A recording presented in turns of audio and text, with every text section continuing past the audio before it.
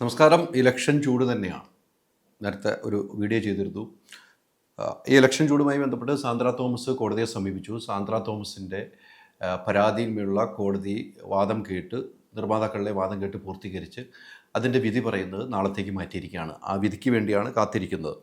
എന്തായാലും ഈ നിർമ്മാതാക്കളുടെ സംഘടനയുടെ കുറച്ച് കാര്യങ്ങൾ, എനിക്കറിയാവുന്ന കുറച്ച് കാര്യങ്ങൾ, അതിൻ്റെ കെട്ടറം ഉൾപ്പെടെയുള്ള കാര്യങ്ങളുണ്ട്.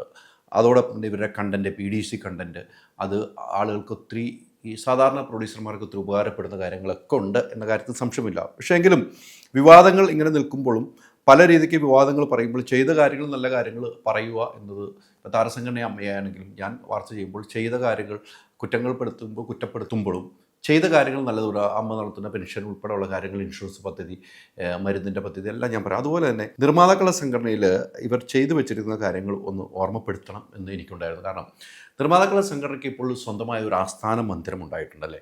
ആസ്ഥാന മന്ദിരം ഉണ്ടാകാനുള്ള കാരണങ്ങൾ, അതെങ്ങനെയാണ് ആസ്ഥാന മന്ദിരം ഉണ്ടായതും ഇപ്പോൾ അതിന് ബാധ്യതയൊന്നുമില്ലാതെ അത് സ്വന്തം വീട് പോലെ ആക്കി എടുക്കാൻ കഴിഞ്ഞെങ്കിൽ ഒരു സംഘടനാ ബലം തന്നെയാണ്. ആ സംഘടനാ ഭാരവാഹികൾക്കുള്ള അഭിനന്ദനം തന്നെയാണ്. ഇതുമായി ബന്ധപ്പെട്ട് ഓഫീസ് കെട്ടിടത്തിൻ്റെ കുറച്ച് കാര്യങ്ങൾ, ഡീറ്റെയിൽസ് എനിക്ക് പറയേണ്ടതായുണ്ട്. കാരണം ഓഫീസ് കെട്ടിടം പുനർനിർമ്മാണത്തിന് ആവശ്യമായ സ്ഥലം വാങ്ങുവാൻ ആവശ്യമായ മുഴുവൻ തുകയും സാബു ചെറിയാനും സുരേഷ് കുമാറും ചേർന്ന കമ്മിറ്റി ബാങ്കിലിടുകയും സ്ഥലം അന്വേഷിക്കുകയും ചെയ്തിരുന്നു. ഇതാണ് അന്ന് അവരുടെ കമ്മിറ്റി എടുത്തപ്പോൾ ഈ തുകയെല്ലാം, അവിടെ ഉണ്ടായിരുന്ന തുകയെല്ലാം ബാങ്കിലിടുകയും പിന്നീട് സ്ഥലം അന്വേഷിക്കുകയും ചെയ്തിരുന്നു. പിന്നീട് ആ കമ്മിറ്റി മാറി എന്നാണ് എനിക്ക് തോന്നുന്നത്. എന്നാൽ ഉദ്ദേശിച്ച രീതിയിലുള്ള സ്ഥലം കണ്ടെത്താൻ സാധിച്ചിരുന്നില്ല. അവരൊന്ന് നോക്കിയപ്പോൾ സ്ഥലങ്ങൾ കണ്ടെത്താൻ സാധിച്ചില്ല എന്നാണ് പറയപ്പെടുന്നത്. ശേഷം പാനലിൽ നിന്നും ജയിച്ച ശശി അയ്യഞ്ചേരിയും ജലീലും ചേർന്ന് ബാങ്കിലെ പൈസ ഉപയോഗിച്ച്, അന്ന് സ്വരൂപിച്ച പൈസ ഉപയോഗിച്ച്, ഇതിനു മുമ്പുള്ള കമ്മിറ്റി സ്വരൂപിച്ച പൈസ ഉപയോഗിച്ചാണ് മുന്നാധാരം, എന്നുവെച്ചാൽ ഒരു ബാങ്കിൽ ലോൺ എടുക്കുക, ഇതിന് എത്രയോ വർഷത്തെ ആധാരം, മുന്നാധാരം പോലും ഇല്ലാത്ത സ്ഥലം വാങ്ങുകയും ഒപ്പം കെട്ടിട നിർമ്മാണത്തിലേക്ക് നീങ്ങുകയും ചെയ്തു. ആ മുന്നാധാരം ഇല്ലാത്തതുകൊണ്ട് ഒരു ബാങ്കിനെയും സമീപിച്ചാൽ ലോൺ കിട്ടാത്ത ഒരു അവസ്ഥ ഉണ്ടായിരുന്നു എന്നാണ് പറയപ്പെടുന്നത്. അത് ഇതിനു മുമ്പും കമ്മിറ്റികൾ ജനറൽ ബോഡിയിലൊക്കെ ചർച്ച ചെയ്യപ്പെട്ട ഒരു വിഷയമുണ്ട്. അത് ഒന്നും കൂടെ ഓർമ്മപ്പെടുത്തുകയാണ്. ഇതിൻ്റെ ഒരു കാലഘട്ടം, നിർമ്മാതാക്കളുടെ സംഘടന കാലഘട്ടം ഞാൻ ഓർമ്മപ്പെടുത്തുകയാണ്. അതോടൊപ്പം തന്നെ അംഗങ്ങളുടെ സുഹൃത്തുക്കളുടെയും പക്കൽ നിന്നും കടം വാങ്ങിയാണ് കെട്ടിടം നിർമ്മിച്ചത്. സുഹൃത്ത് വലയത്തിൽ നിന്നും എനിക്ക് പൈസ വാങ്ങിയ ആളുകളിൽ എനിക്കിപ്പോഴും ഓർമ്മയുണ്ട്. ഒരു വ്യക്തി, ദുബായിലുള്ള ഒരു പ്രൊഡ്യൂസറിൻ്റെ പൈസ വാങ്ങിയത് എനിക്ക് ഓർമ്മയുണ്ട്. അത് ഞാൻ അന്ന് പറയുകയും ചെയ്തതാണ്. അന്ന് ഒരു ജനറൽ ബോഡിക്ക് അദ്ദേഹം പറയുകയും, അദ്ദേഹം ഒരു ബാധ്യത വേണം, പൈസ വേണമെന്ന് ആവശ്യപ്പെടുകയും അതനുസരിച്ച് പൈസ വാങ്ങുകയും ചെയ്ത് ആ രീതിക്ക് ആ കെട്ടിടം, അങ്ങനെ നിരവധി ആളുകളിൽ നിന്നും പൈസ വാങ്ങിയാണ് ആ കെട്ടിടം നിർമ്മിച്ചത്. യാതൊരു തരത്തിലുള്ള ലോണും എടുത്തിരുന്നില്ല. ഒരു ലോൺ കിട്ടില്ല, മുന്നാധാരം ഇല്ലാത്തതുകൊണ്ട് ലോൺ കിട്ടില്ല, അതുകൊണ്ട് ലോൺ എടുക്കാൻ പറ്റില്ല. അങ്ങനെ കെട്ടിടം പണിത് വലിയ ഇനാഗ്രേഷൻ ആണ്. ഈ സിനിമാ മേഖലയിലുള്ള നിരവധി ആളുകൾ വെച്ച്, അന്ന് ഞാൻ റിപ്പോർട്ടർ TV യിലാണെന്ന് ഉള്ളത്, അന്നവിടെ പോയി നമ്മളൊക്കെ ലഭിച്ചതാണ്. വലിയ കെട്ടിടമാണ്. നമുക്ക് കാണുമ്പോൾ തന്നെ നല്ലൊരു കെട്ടിടം, നല്ലൊരു സ്ഥലത്തൊരു കെട്ടിടമായ കാതലായ കെട്ടിടമുണ്ട്. അതിൻ്റെ കഥ ഇതാണ്. അതിൻ്റെ ബാധ്യത തീർക്കണമെന്നുണ്ടായിരുന്നു. ആ കടം വാങ്ങിയ ബാധ്യത തീർക്കാൻ വേണ്ടി സൂര്യ TV യിൽ ഷോ നടത്താമെന്നുള്ള ഉദ്ദേശത്തിലാണ് കൂടിയാണ് പൈസ കടം വാങ്ങിയത്. അന്ന് ഇരുന്ന ഭരണസമിതി, രഞ്ജിത്തിൻ്റെയൊക്കെ നേതൃത്വത്തിലായിരുന്നു ഭരണസമിതി. അന്ന് സൂര്യ TV യിൽ ഷോ നടത്താം, അങ്ങനെ ഈ വാങ്ങിയ കടങ്ങളും ഇതിൻ്റെ കടങ്ങളും വീട്ടാമെന്നൊരു കണക്കുകൂട്ടൽ ഇവർ വെച്ചിട്ടുണ്ടായിരുന്നു. പക്ഷേ അത് നടന്നില്ല. നടക്കാതെ പോയ കാരണങ്ങളുമുണ്ട്. അത് നടക്കാതെ പോയ കാരണം ചൂണ്ടിക്കാണിക്കപ്പെടുന്നത്, അന്ന് എതിർ പാനലിൽ നിന്നും മത്സരിച്ച, അന്ന് ഈ രഞ്ജിത്തൊക്കെ മത്സരം എതിർ പാനലിൽ നിന്നും മത്സരിച്ച മാർട്ടിൻ എന്ന വ്യക്തി കേസ് നൽകുകയും ശേഷം ഷോ സ്റ്റേ ചെയ്യുകയും ചെയ്തു. മാർട്ടിൻ ഇത് തട്ടിക്കൂട്ടാണ്, ആ രീതിക്കൊക്കെ പറഞ്ഞ് കോടതിയെ സമീപിക്കുകയും പിന്നീട് നിരന്തരം നിർമ്മാതാക്കളെ സംഘടന കേസ് വാദിക്കുകയും ചെയ്ത് സൂര്യ TV പരിപാടിയിൽ നിന്നും പിന്മാറുകയും ചെയ്തു. ആ പിന്മാറിയതിന് എതിരെയാണ് കോടതിയെ സമീപിച്ചത്. നിർമ്മാതാക്കളെ സംഘടന കോടതിയെ സമീപിച്ച് അതോടുകൂടി അദ്ദേഹത്തെ ഇതിൽ നിന്നും പുറത്താക്കി. അത് കോടതിക്ക് ബോധ്യപ്പെടുന്നു, ഇദ്ദേഹം ഒരു സംഘടനയെ തകർക്കുന്നതിനാണ്, ഒരു സംഘടനയുടെ കടബാധ്യത തീർക്കാൻ വേണ്ടി ഷോ എടുത്തപ്പോൾ അത് വേറെ രീതിക്ക് പോയി സൂര്യ TV പിന്മാറുന്നു. ആ പിന്മാറ്റത്തിൽ സംഘടനയ്ക്ക് ഭീമമായ നഷ്ടം വരുന്നു എന്ന് കോടതി കണ്ട് വിധി വരികയും ചെയ്തു. അതിനുശേഷം അദ്ദേഹം അപ്പീലിൽ പോയി. ആ അപ്പീൽ പിന്നെയും തള്ളി. ആ രീതിക്ക് പോയപ്പോൾ ഈ മാർട്ടിനെ സംഘടനയിൽ നിന്നും പുറത്താക്കുകയും ചെയ്തിട്ട് ആ കടം വീട്ടാനുള്ള നടപടി, അന്ന് സൂര്യ TV യിൽ ആ ഷോ നടത്തിയെങ്കിൽ അന്ന് കടം തീരുമായിരുന്നു എന്നാണ് എനിക്ക് കിട്ടുന്ന വിവരം. അതോടുകൂടിയാണ് വലിയ കടബാധ്യതയിലേക്ക് ഈ സംഘടന പോകുന്നത്. ആ സംഘടന കടബാധ്യതയ്ക്ക് പോകുന്നു. തൊട്ടു പിന്നാലെ മാർട്ടിൻ വെബെ ഇക്കാര്യം ചൂണ്ടിക്കാട്ടി കോടതി വിധി പ്രകാരം പുറത്താക്കിയ ഘട്ടങ്ങളുണ്ടായി എന്ന് തന്നെയാണ് ഞാൻ നേരത്തെ പറഞ്ഞു വെച്ചത്.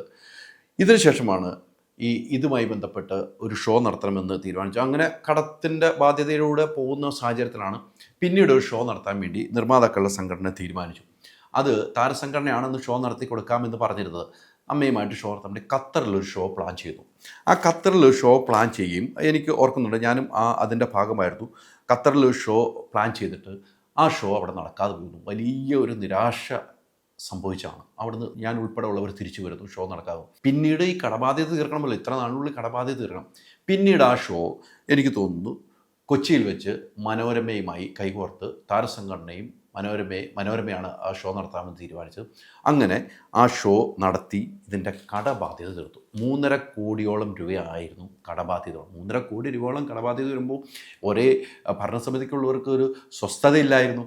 ആ സ്വസ്ഥത ഉണ്ടാക്കാൻ ഈ ആസ്ഥാന മന്ദിരം ഫ്രീ ആക്കിയെടുക്കാൻ വേണ്ടി അവർ ആത്മാർത്ഥമായി ജോലി ചെയ്തു എന്നതിൻ്റെ തെളിവാണ് ആ അമ്മയുമായിട്ടുള്ള ഷോ നടത്തി. അന്നും ആ ഷോ നടത്തുമ്പോഴും വലിയ പ്രശ്നങ്ങളൊക്കെ ഉണ്ടായി. ചില ആളുകൾ വിളിച്ചില്ല, ചില ആളുകൾ വന്നില്ല എന്നൊക്കെ പറഞ്ഞ വിഷയമൊക്കെ ഉണ്ടായതൊക്കെ എനിക്ക് ഓർമ്മയുണ്ട്. പക്ഷേ എന്നാലും അവർ ആ ഷോ നടത്തി 3.5 കോടിയോളം രൂപ ഇവർ ആ ബാധ്യത തീർത്തു. ഇപ്പോൾ എന്താണ്, ഒരു നല്ലൊരു ആസ്ഥാന മന്ദിരം ഇവർക്ക് ഉണ്ടായിട്ടുണ്ട്. അത് ഇവർ ചെയ്തൊരു നേട്ടമാണ്. തുടർന്ന് വന്ന ഭരണസമിതി ചെയ്ത നേട്ടമായി തന്നെ നമ്മൾ കാണേണ്ടതാണ്.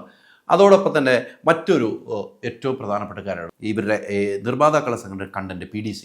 ഈ കണ്ടൻറ്റ്, സിനിമയുടെ കണ്ടൻറ്റ് നൽകുന്നതുമായി ബന്ധപ്പെട്ട് വലിയ വിവാദങ്ങൾ നിലനിൽക്കുന്നു. പക്ഷേ അതിലുണ്ടാകുന്ന നേട്ടങ്ങൾ മനസ്സിലാക്കേണ്ടത്. അന്ന് ഞാൻ ആ നേട്ടങ്ങളെക്കുറിച്ച് പറഞ്ഞ ഒരു വ്യക്തിയാണ്. ആ കണ്ടൻറ്റ് ഇപ്പം 100 സ്റ്റേഷനിൽ 100 തിയേറ്ററുകളിൽ ഈ സംഭവമുണ്ട്. ഇവരുടെ നിർമ്മാതാക്കളുടെ സംഘടനയുടെ കണ്ടൻ്റ് ഉണ്ട്. ഈ UFAയും ഉൾപ്പെടെയുള്ളവർ കുത്തകയായി വെച്ച സ്ഥലത്താണ് ഇവർ കയറി ഈ കണ്ടൻറ്റ് തുടങ്ങി. ഈ കണ്ടൻറ്റ് കൊണ്ട് വളരെ നേട്ടമാണ് ഉള്ളത് എന്ന കാര്യത്തിൽ യാതൊരു സംശയമില്ല. അന്ന് ഫിയോക്ക് ഉൾപ്പെടെയുള്ളവർ എതിർത്തെങ്കിലും പിന്നീട് ഫിയോക്കിന് വരെ മനസ്സിലായിരിക്കുന്നു ഈ കണ്ടൻറ്റ് കൊണ്ട് തിയേറ്റർ ഉടമകൾക്കപ്പുറം പാവപ്പെട്ട നിർമ്മാതാക്കൾക്ക്, ചെറിയ ചെറിയ പടം എടുക്കുന്ന നിർമ്മാതാക്കൾക്ക് ഒത്തിരി ഗുണമുണ്ട്. 100 സ്റ്റേഷനിൽ ഇപ്പോൾ ഇവരുടെ PDC കണ്ടൻറ്റ് ഉണ്ട്. അതിൻ്റെ ഒരു കാര്യം ഓർമ്മപ്പെടുത്തുകയാണ്. PDC ചാരിറ്റബിൾ കമ്പനിയാണ് ഉണ്ടാക്കിയത്. സംവിധായകർക്ക് അതിൽ നിന്നും പൈസ എടുക്കാൻ സാധിക്കില്ല. ഇതുണ്ടാക്കിയ സംവിധാനത്തിന് പൈസ എടുക്കാൻ സാധിക്കില്ല. അതിൽ മെമ്പറായിരിക്കുന്നത് അനിൽ തോമസും സിയാദ് കോക്കറും സന്ദീപ് സേനും ആൻഡോയും ലിസ്റ്റൻ സ്റ്റീഫനും സുബൈറും രാകേഷും തുടങ്ങിയവരാണ് ഈ കമ്പനിയിലുള്ളത്.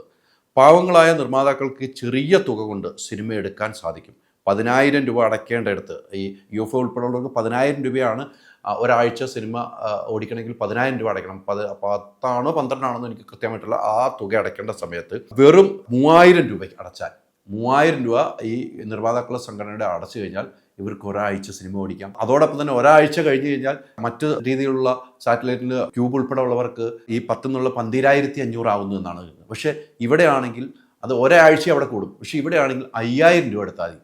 5,000 രൂപ അടച്ചു കഴിഞ്ഞാൽ ഈ സിനിമ എത്ര നാൾ ഓടുന്നതോ അത്രയും നാൾ ഈ സിനിമ ഓടിക്കാനുള്ള സംവിധാനമുണ്ട്. അതൊരു ഗുണമാണ്. ഗുണത്തിന് മേൽ ദൂഷ്യമെന്ന് പറയുന്നവർ തിരിച്ചറിയണം. അത് ഗുണമായി തന്നെയാണ് ഈ സംഘടന കൊണ്ടുവന്നത്. ഈ സംഘടന തലപ്പത്തിരിക്കുന്നവർ ചെയ്ത കാര്യങ്ങളാണ് ഞാൻ പറയുന്നത്. പക്ഷേ ഇവിടെ ഉണ്ടാകുന്ന തെറ്റുകുറ്റങ്ങളെല്ലാം ചൂണ്ടിക്കാണിക്കപ്പെടുന്നുണ്ട്. ആ കാണിക്കുന്നൊപ്പം ഇവർ ചെയ്ത ഒരു പ്രവൃത്തിയും കൂടെ ഞാൻ പറയുകയാണ്.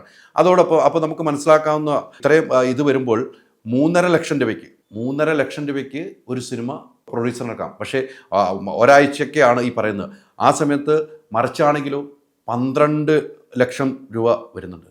അവിടെ ഏതാണ് ലാഭവും നിർമ്മാതാക്കൾക്ക്? ഈ 3.5 ലക്ഷം രൂപയാണ് 12 ലക്ഷം രൂപ കൊടുക്കുന്ന സമയത്ത് അതാണ് PDC എന്ന ഒരു കണ്ടന്റിനെ കുറിച്ച് പറയാനുള്ളത്. അങ്ങനെ നല്ല പ്രവർത്തികൾ ചെയ്തു വെച്ചിട്ടുണ്ട്. ഇനി അവരുടെ സ്വപ്ന പദ്ധതി ഞാൻ അന്വേഷിച്ചപ്പോൾ സ്വപ്ന പദ്ധതികൾ അവർ പറയുന്നുണ്ട്.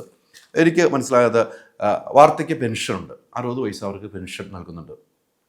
അത് ആ പെൻഷൻ വർദ്ധിപ്പിക്കാനുള്ള തീരുമാനമുണ്ട്. ഇപ്പം 3 സിനിമ ചെയ്തവർക്കാണ് പെൻഷൻ. പക്ഷേ അത് ഘട്ടം ഘട്ടമായിട്ട് മാറ്റി ഒരു സിനിമ ചെയ്തവർക്കും പെൻഷൻ നൽകാനുള്ള ഒരു പദ്ധതിയിലേക്ക് ഇവർ 1 ലക്ഷം രൂപയാണ് പെൻഷൻ എന്നുള്ളതാണ് എനിക്കറിവ്. അത് മാറ്റാൻ ഒരു തീരുമാനം. അത് നല്ല പ്രവൃത്തിയായിട്ട് തന്നെ നമ്മൾ മനസ്സിലാക്കണം. 60 വയസ്സുള്ളവർക്കാണ് ഈ പെൻഷൻ നൽകുന്നത്. അങ്ങനെ പെൻഷൻ ഇപ്പോൾ കൊടുത്തു വരുന്നുണ്ട്. അതോടൊപ്പം തന്നെ ഇൻഷുറൻസ് കാര്യങ്ങൾ വർദ്ധിപ്പിക്കാൻ തീരുമാനിക്കുന്നുണ്ട്. അതെല്ലാം ഈ ചെയ്തു വെച്ച ഒരു രീതിയിൽ തന്നെ ഈ സംഘടന വരുമ്പോൾ ഈ ഇലക്ഷൻ കഴിയുമ്പോൾ ആ സംഘടനയിൽ വിജയിച്ചു വരുന്നവർക്ക് ചെയ്യേണ്ടതാണ്. അപ്പോൾ ഇത് മുൻകൂട്ടി ചെയ്തവർക്ക് അത് എളുപ്പമാണ്. അത് സംഘടനയ്ക്കുള്ളിലുള്ളവർക്ക് മനസ്സിലാക്കേണ്ട കാര്യമാണ്. അതോടൊപ്പം എനിക്ക് തോന്നുന്നു PVRുമായിട്ട് ഒരു വലിയ വിഷയമുണ്ടായിരുന്നു. ഈ സിനിമ റിലീസുമായി ബന്ധപ്പെട്ട് എനിക്കൊന്ന് ആടുജീവിതം ഉൾപ്പെടെയുള്ള സിനിമയുടെ വിഷയമാണ്. അപ്പോൾ വലിയ രീതിയിൽ ചർച്ചകൾ വന്ന ആ ചർച്ചയുടെ ഭാഗമായാണെന്ന് ഫെഫ്കെ ഉൾപ്പെടെയുള്ളവർ, ഫെഫ്കെ നിർമ്മാതാക്കളുടെ അസോസിയേഷനും തിയേറ്റർ ഉടമകൾ ഉൾപ്പെടെയുള്ള ചർച്ചയായിരുന്നു. അന്ന് ആ ചർച്ച PVRനെ മുട്ടുകുത്തിക്കുന്ന നിലയിലേക്ക് കൊണ്ടുവരാൻ ഈ സംഘടനയ്ക്ക് കഴിഞ്ഞിരുന്നു. അന്ന് ഞാൻ എടുത്തു കാണുന്ന ലിസ്റ്റർ സ്റ്റീഫനാണ് ആ ഫോൺ കോളുമായിട്ട് അതിൻ്റെ അകത്തേക്ക് വരികയും ഈ കാര്യങ്ങൾ PVR സംസാരിച്ച കാര്യങ്ങളും അപ്പം തന്നെ എനിക്ക് തോന്നുന്നു ഫെപ്കയിൽ നിന്നും ബി ഉണ്ണികൃഷ്ണൻ യൂസുഫ് അലിയെ വിളിക്കുകയും യൂസുഫ് അലി അതിനകത്ത് ഇടപെടുകയും ചെയ്ത് അങ്ങനെ വലിയ രീതിയിൽ ആ ചർച്ച നടത്തി. ആ ചർച്ച വിജയിച്ചു. അന്ന് സൗബിൻ്റെ ഒരു സിനിമ ഉൾപ്പെടെ ആണ്, മഞ്ഞുമൽ ബോയ്സ് ഉൾപ്പെടെയാണെന്ന് എനിക്ക് തോന്നുന്നു. ആ സിനിമ ഉൾപ്പെടെ ഉള്ള സമയത്താണ് ആ വിഷയം നടക്കുന്നത്. ആ വിഷയവും ഒത്തുതീർപ്പ് ചെയ്യാൻ ഈ സംഘടന കഴിഞ്ഞു. അങ്ങനെ സംഘടന ചെയ്ത പ്രവർത്തികൾ ആണ് ഞാൻ ചൂണ്ടിക്കാട്ടി. അതോടൊപ്പം തന്നെ ഇനി വരുന്ന ഈ ഇലക്ഷൻ, ഇപ്പോൾ നടക്കാൻ പോകുന്ന ഇലക്ഷൻ വലിയ മത്സരം നടക്കുന്നത്. പ്രസിഡന്റ് സ്ഥാനത്തേക്ക് രാകേഷും സജി നന്ദ്യാട്ടും മത്സരിക്കുന്നു. ജനറൽ സെക്രട്ടറി സ്ഥാനത്തേക്ക് ത്രികോണ മത്സരം നടക്കുന്നു. അതിൽ ലിസ്റ്റർ സ്റ്റീഫനും കല്ലൂർ ശശിയും വിനയനും മത്സരിക്കുന്നു. അതോടൊപ്പം തന്നെ ജോയിൻറ്റ് സെക്രട്ടറി സ്ഥാനത്തേക്ക് 3 പേര് മത്സരിക്കുന്നുണ്ട്. 3 പേര് മത്സരിക്കുന്നതിൽ എനിക്ക് മനസ്സിലാകുന്നത് ഒരാൾ പിന്മാറും, ആനന്ദ് പയ്യന്നൂർ പിന്മാറും. അദ്ദേഹം വോട്ട് അവിടെ ചോദിക്കില്ല എന്നാണ് പറഞ്ഞിരിക്കുന്നത്. അദ്ദേഹം അവിടെ മത്സരിക്കുന്നില്ല. അവിടെ ഹംസയും ആൽവിൻ ആൻ്റണി മത്സരിക്കുന്നു. വൈസ് പ്രസിഡന്റ് സ്ഥാനത്തേക്കാണ് 3 പേര് മത്സരിക്കുന്നത്. 2 പേര് വേണ്ട സ്ഥലത്തേക്ക് സോബിയ പോളും സന്ദീപ് സേനനും ഈ ആനന്ദ് പയ്യന്നൂർ മത്സരിക്കും. ആനന്ദ് പയ്യന്നൂർ അവിടെ എന്തായാലും മത്സരിക്കുമെന്ന് ഉറപ്പ് പറയുന്നുണ്ട്. അതോടൊപ്പം ട്രഷറർ സ്ഥാനത്തേക്ക് സജി നന്ദ്യാട്ടും മഹാസുബൈർ മത്സരിക്കുന്നുണ്ട്. അവിടെയും ഒരാളാണ് വേണ്ടത്. ജോയിൻറ്റ് സെക്രട്ടറി സ്ഥാനത്തേക്ക് 2 പേരുടെ സ്ഥലത്ത് 3 പേരുണ്ട്. അതിലൊരാൾ മത്സരിക്കാനില്ല, താൻ വോട്ട് ചോദിക്കില്ല, താൻ വൈസ് പ്രസിഡന്റ് സ്ഥാനത്തേക്ക് ചോദിക്കുമെന്നാണ് പറഞ്ഞിരിക്കുന്നത്. അവിടെ വൈസ് പ്രസിഡന്റ് സ്ഥാനത്തേക്ക് 2 പേരും, പിന്നെ എക്സിക്യൂട്ടീവിലേക്ക് നിരവധി ആളുകൾ മത്സരിക്കുന്നുണ്ട്. 26 പേരെ ഇവിടെ മത്സരിക്കുന്നുണ്ട്. 14 പേര് വേണ്ട സ്ഥലത്ത് നിലവിൽ സാന്ദ്ര തോമസ് എക്സിക്യൂട്ടീവ് സ്ഥാനത്തേക്ക് മത്സരിക്കുന്നുണ്ട്. സാന്ദ്രയുടെ ഒരു ഒറ്റയാൾ പോരാട്ടം തന്നെയാണ്. സ്ത്രീ എന്ന നിലയിൽ സാന്ദ്ര ഒറ്റയാൾ പോരാട്ടം നടത്തി എന്ന കാര്യത്തിൽ ഒരു സംശയം എനിക്കില്ല. ആ ഒരു ഒറ്റയാൾ പോരാട്ടം എവിടെ വരെ എത്തി വിജയം കാണുമെന്ന് കാത്തിരുന്ന് കാണണം. എന്തായാലും നിലവിൽ സംഘടന ചെയ്ത പ്രവൃത്തിയാണ് ഞാൻ പറഞ്ഞത്. സംഘടന ആ കെട്ടിടം വാങ്ങിയപ്പോൾ ഉണ്ടായിരുന്ന ബാധ്യത അത് തീർത്തു. ആ ബാധ്യത തീർക്കാൻ വേണ്ടി സൂര്യ TV ആയിട്ട് ഒരു പ്രോഗ്രാം ചെയ്യാൻ നടത്തു. അതിനെതിരെ ഒരു സംഘടനയുള്ള ഒരു അംഗം പരാതിയുമായി പോകുന്നു. സൂര്യ TV പിൻവാങ്ങുന്നു. അതിനെതിരെ കോടതി മൂവ് ചെയ്യുന്നു. ആ കോടതിയിൽ നിന്നും വിധി സമ്പാദിച്ച് മാർട്ടിൻ എന്ന ആളെ സംഘടനയിൽ നിന്ന് പുറത്താക്കുന്നു. ഇങ്ങനെയൊക്കെ നടത്തിയ ഒരു സംഘടനയാണ്. ആ സംഘടന പോരാടി തന്നെയാണ് മുന്നോട്ട് പോകുന്നത്. ഇനി ഒരു ദിവസം മാത്രം ബാക്കി നിൽക്കുകയാണ്. ഇലക്ഷൻ 14-ാം തീയതിയാണ്. സാന്ദ്രയുടെ വിധി നാളെ എന്താകുമെന്ന് കാത്തിരിക്കണം. സാന്ദ്രയുടെ വിധി അനുസരിച്ചായിരിക്കും ഇലക്ഷൻ മുന്നോട്ട് പോകാൻ പറ്റുള്ളൂ. കോടതി ഇനി സ്റ്റേ ചെയ്യുമോ ഒന്നും നമുക്കറിയില്ല. കോടതിയിലുള്ള വാദം, പത്രിക തള്ളിയ വാദം നടക്കുന്നുണ്ട്.